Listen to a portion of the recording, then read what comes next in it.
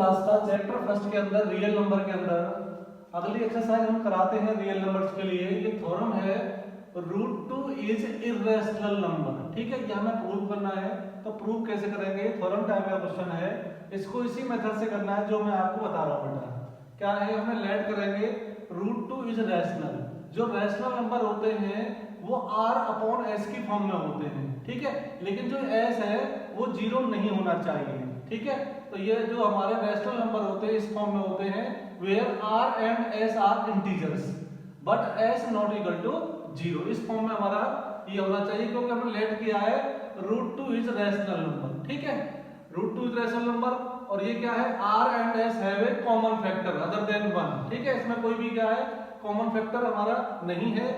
अब हम क्या करते हैं, we divide by this factor we get √2 is equal to A/B where A and B are coprime. Coprime का मतलब होता है इनका कोई भी कॉमन फैक्टर नहीं है। हम इसको प्रूव कर रहे हैं कि जो √2 हमने तो लेट किया है कि ये रैशनल है, लेकिन एक्चुअल में ये रैशनल नहीं है, ये इर्रेशनल है। इस तरह से हमें इसे प्रूव करना पड़ता है। तो √2 को हमने क्या ले लिया, AB। अब क्रॉस मल्टीप्लाई कर दिया तो ये 20 से मल्टीप्लाई हो जाएगा, तो A की वैल्यू कितनी हो जाएगी, B√2। स्क्वायरिंग बोथ साइड, दोनों तरफ स्क्वायर करेंगे तो 2B² is equal to A²। ठीक है, इसका मतलब क्या हुआ, जो 2 है डिवाइड्स A², मतलब जो A² है वो 2 का मल्टीपल है। जब 2 का मल्टीपल है A² तो 2 जो है वो A² को डिवाइड करता है। जब 2 A² को डिवाइड करेगा तो 2 किसको डिवाइड करेगा, A को डिवाइड करेगा। इट मींस जो A है वो 2 का मल्टीपल है। यहाँ पर C क्या है, कोई भी इंटीजर है, तो A के प्लेस पर हम 2C रख सकते हैं। यहाँ पर 2B² is equal to A² था, लेकिन A हमारा क्या था बेटा, 2C। इस A की जगह हमने क्या रख दिया, 2C रख दिया। 2C का स्क्वायर कितना होगा, 4C²।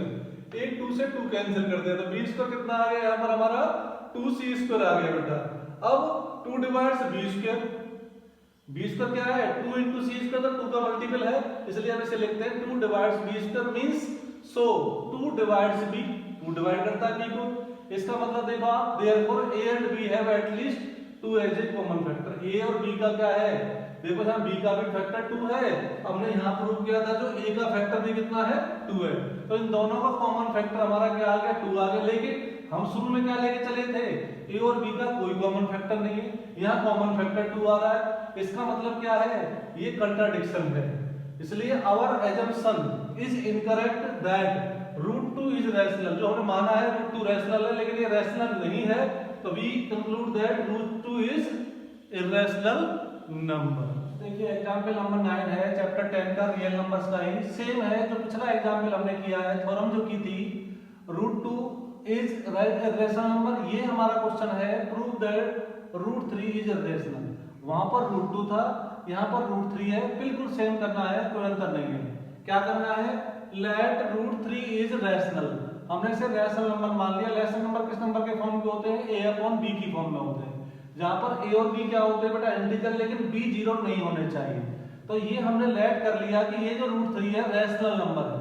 ठीक है, रैशनल नंबर है, A and B have a common factor other than 1 means assume that A and B are coprime to each other. ठीक है, अब हमने क्या किया, इस वैल्यू को दोनों तरफ स्क्वायरिंग कर दिया। स्क्वायरिंग जब कर देते हैं 3B² is equal to A², तो जो 3 है किसको डिवाइड करता है, A² को बेटा। इसका मतलब जो A² है 3 का मल्टीपल है, तो 3 को डिवाइड करता है। एक थ्योरम है हमारी ये, जब 3 A² को डिवाइड करता है तो 3 डिवाइड्स A।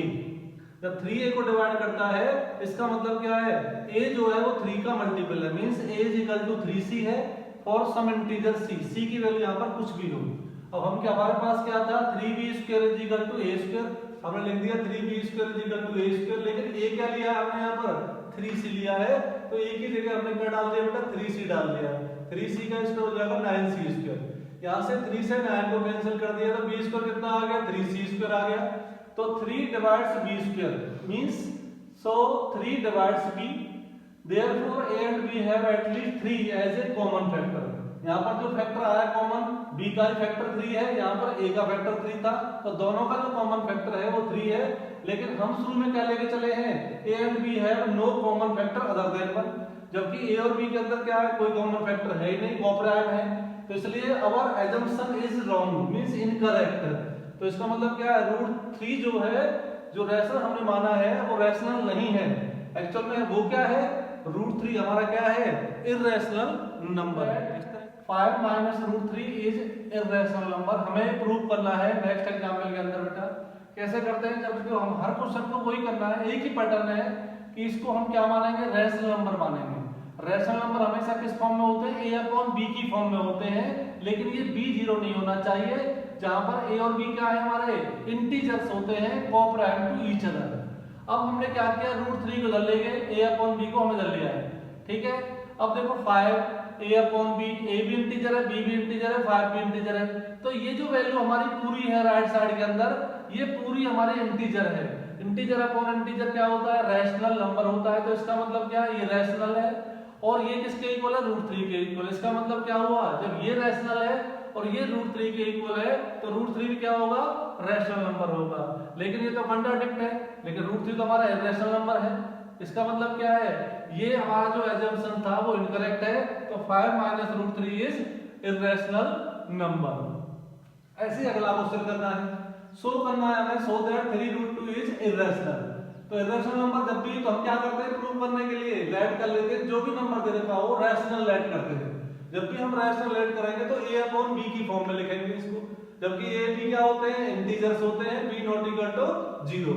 इस 3 को हम उधर लेंगे, तो a 3 b सारे क्या है बेटा, इंटीजर्स है, तो ये रैशनल नंबर हो गया राइट साइड के अंदर। जब ये रैशनल हो गया तो ये रैशनल, तो √2 भी क्या हो गया, रैशनल हो गया, लेकिन और assumption is incorrect क्योंकि ये कंट्राडिक्ट कर रहा है, तो √2 तो हमारा इरेशनल है, ये इरेशनल और ये रैशनल, ऐसे कैसे हो सकता है, इसलिए our assumption is wrong, so 3√2 is irrational number। ऐसे ही हम प्रूव करेंगे इन क्वेश्चनों को बेटा, यही मेथड है इन्हें करने।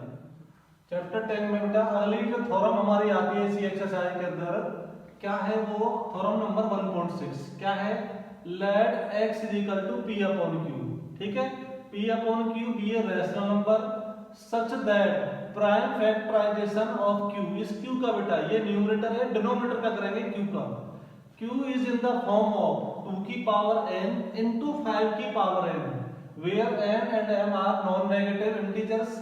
ये इसकी पावर कुछ भी हो सकती है लेकिन नॉन नेगेटिव मतलब पॉजिटिव होगी। x is a decimal expansion which is called terminates, means वो हमारा क्या है, पूरे डिवाइड हो जाएगा, रहेगा तो रैशनल नंबर ही, लेकिन वो कौन सा रैशनल नंबर रहेगा, टर्मिनेटिंग वाला रहेगा, ठीक है। कब, जब इसमें मतलब ये डिनोमिनेटर के अंदर जो फैक्टर होंगे 2 और 5 की फॉर्म में होंगे, तो वो टर्मिनेटिंग होता है, ठीक है। Theorem number 1.7 let x is equal to p/q is a rational number such that is a prime factorization of q is not in the form of 2 की पावर n into 5 की पावर n। जब ये नहीं रहेंगे इसमें, ठीक है, तो सेम चीज है, n and m are non negative integers, then x has a decimal expansion which is non terminating, repeating, recurring decimal रहेगा, ठीक है।